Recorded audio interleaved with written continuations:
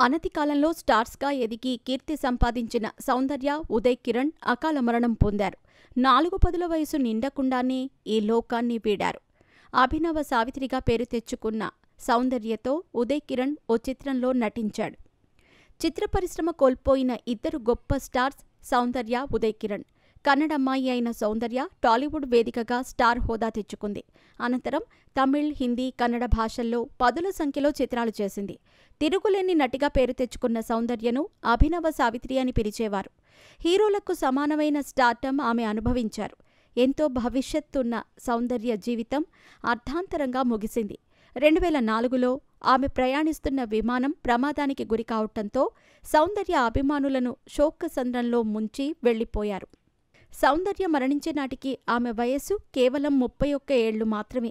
టీనేజ్లోనే పరిశ్రమకు రావటంతో అప్పటికే 100కు పైగా చిత్రాల్లో సౌందర్య నటించింది. చిన్న వయసులో కన్నుమూసిన మరొక స్టార్ ఉదయ్ కిరణ్. చిత్రం, మూవీతో సిల్వర్ స్క్రీన్కి పరిచయమైన Uday Kiran back to back హిట్స్తో ఓవర్ నైట్ స్టార్ అయ్యాడు. చిత్రం, నువ్వు నేను, మనసంతా నువ్వే బాక్సాఫీస్ని షేక్ చేశాయి.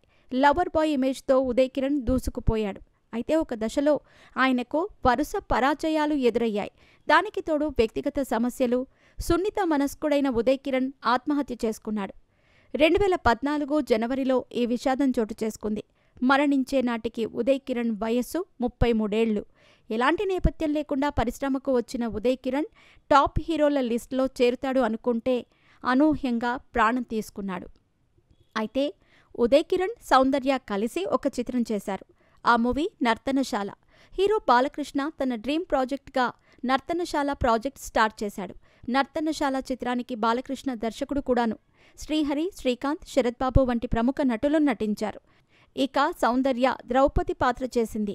బాలకృష్ణ నర్తనశాల చిత్రంలో అభిమన్యుడి పాత్రకు ఉదయ్ కిరణ్ని తీసుకున్నారట. సౌందర్యతో అభిమన్యుడికి కొన్ని సన్నివేశాలున్నాయట. వాటిని చిత్రీకరించారట. సౌందర్య మరణంతో నర్తనశాల మూవీ ఆగిపోయింది. ఇటీవల అప్పటి వరకు చిత్రీకరించిన నర్తనశాల సన్నివేశాలు ఓటీటీలో విడుదల చేశారు. అభిమన్యుడు సీన్స్ సింక్ కాకపోవటంతో అందులో మెన్షన్ చేయలేదట.